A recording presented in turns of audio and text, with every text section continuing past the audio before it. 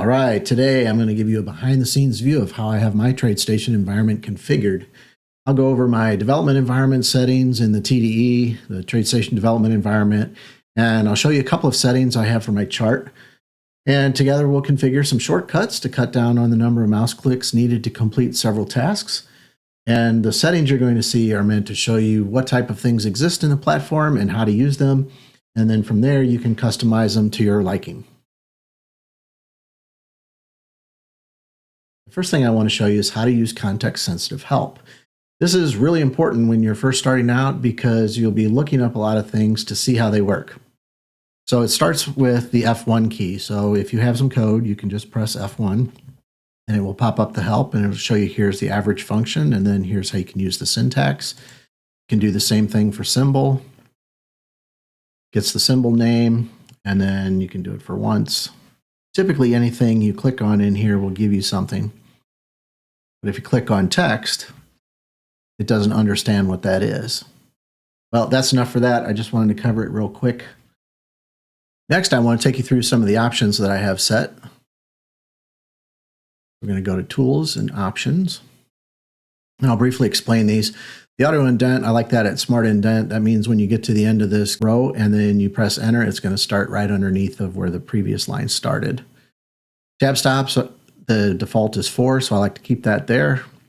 Add spaces instead of tabs when indenting. This is important because if you ever copy and paste code from the TDE over to like a Notepad or something, and you don't fill the tabs with spaces, then your code will not line up a lot of the time, especially on multi-level indents.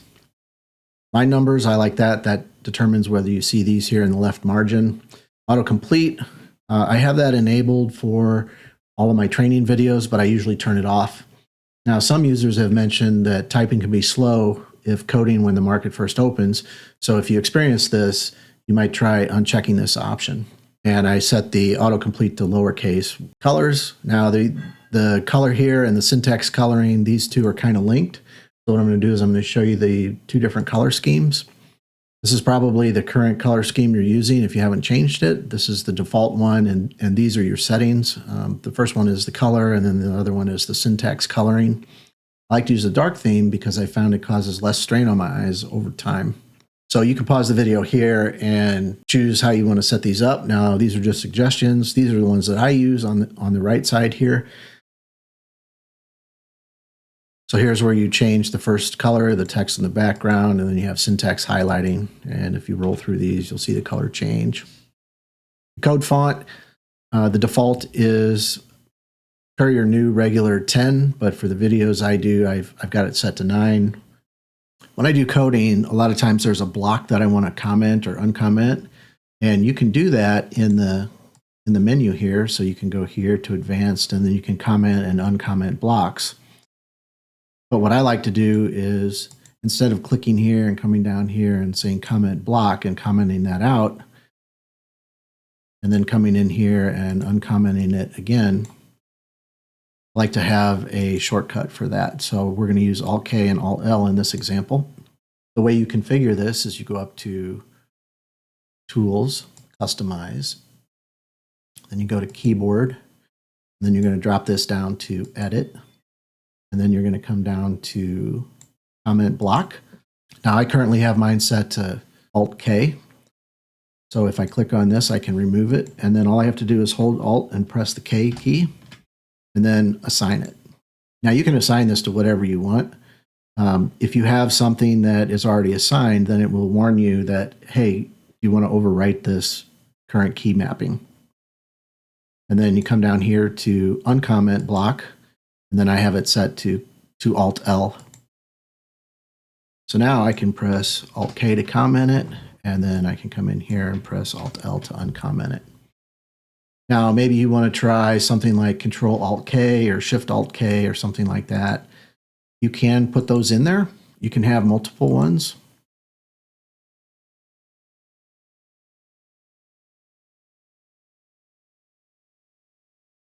So to add a multiple one, all you have to do is press Alt and then Control and then K, and then you can assign that.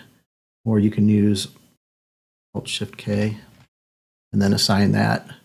and then close that, and then either one of these three key patterns will work. I'm going to remove those because I've already got Alt-L assigned and I'm used to that. Okay, the next thing I want to talk about is docking. On the left side here, I have the toolbar. If I just hover over this, it'll fly out and show me the contents. So this contains data providers, order tickets, and other EasyLanguage objects that you can code against. The outline, this is for larger programs, and this is helpful to quickly jump around code. Over on the right side, I have the resource view. This is for viewing forms and the string table of a document. Now, normally if I have the project open, it contains a lot of the things that you see here.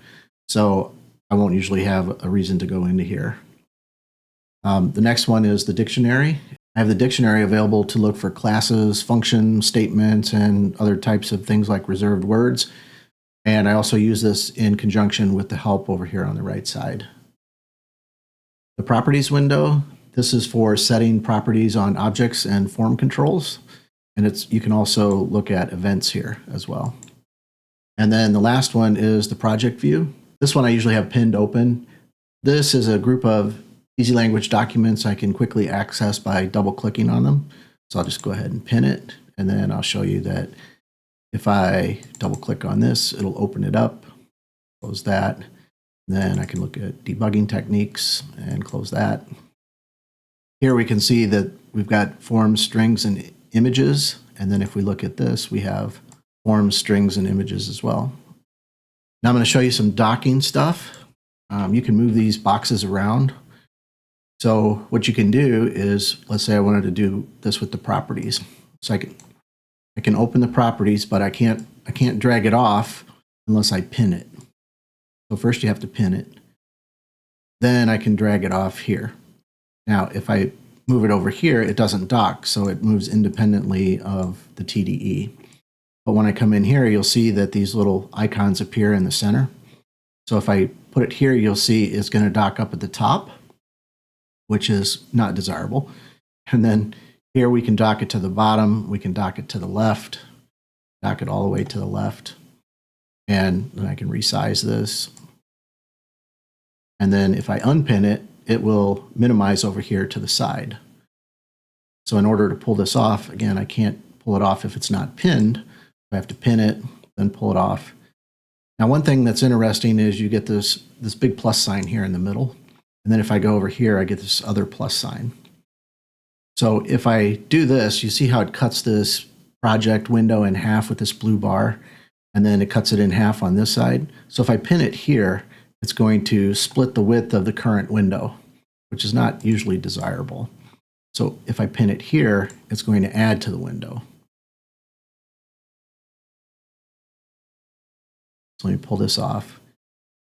The other thing I can do is I can put tabs on it. So now it's down here as tabs. The thing that I like to do is I consider the things that are tall like this. So when I have a dictionary or a resource view or something like that, where a lot of the information is vertical, then I'll dock it over here on the side or over here on this side. And then as I have things that are long and stretched out, these things down here will get docked down here at the bottom. So this one I can pull off again, and then we can dock it to the top. So if you like to have something where these are both visible, but they don't take up a lot of space, you can do that, or you can dock it at the bottom. I prefer the side by side. The one thing that's interesting is if you dock it here against this, it will size to the code editor. So if I dock this one to the right, see how this one goes all the way down and this one stops within the code editor. When I collapse these, they'll fly out to the full height, but if I pin it, you'll see that it's pinned that way. Then this one. So again, I have the full length here and then a partial length here. I haven't found a way to sort these other than removing them or the way that you close them. I'm going to go ahead and just leave this one pinned open for now. These down here, find in files.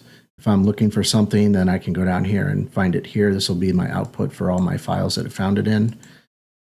This is for debugging information, which I'm not going to go over. I'll do that in another video. Okay, let's put this back to where it was, and then we'll take a look at the chart, and we'll configure the chart with my settings. To set the chart to a dark theme, click on File, go to Themes, select the dark option, and click OK. Now, there's two things I like to do on this one. I like to be able to enable and disable strategies quickly and enable and disable studies quickly, like indicators or show me's.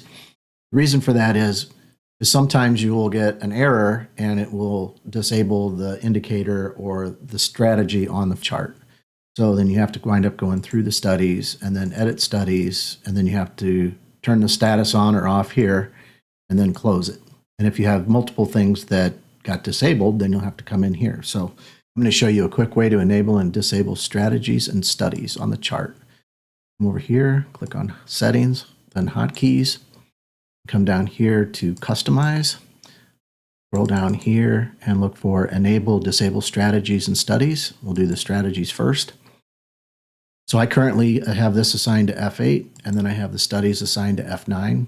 So the strategies, if there's something there, you can remove it or you can just overwrite it. So I'm going to assign this back to F8, then hit Assign. And then on the studies, it's assigned to F8. I'm just going to press F7 and then say Assign. And you might get this warning where it says the shortcut is already being used for, and I'll tell you what it's used for. And then it's going to ask you if you want to reassign the shortcut to this command. In this case, I don't want to do that. So I'm going to just remove it and then press F9. And this is how it'll probably work. You probably won't have anything assigned to this, and then I'll hit Close. What we do now is this indicator will plot the average close 8 through value 1 on the average in magenta. So I'm going to press F9, and then I'm going to enable it here, and then there you see it. And then if I want to disable it, I can just press F9. It'll give me a list of things that I can enable and disable. And then when I just press F9, it'll show me what's enabled and what's not. If I press F8, I can enable that one, and then the key reversal short entry, and then it trades. And I can turn those off quickly as well. All right. Well, that's the end of this one. If you enjoyed this video, be sure to hammer on that like button. Share the video with others that may benefit from it, and you can always subscribe if you like to be notified when I release new content. As always, thanks for watching, and I hope to see you in the next video.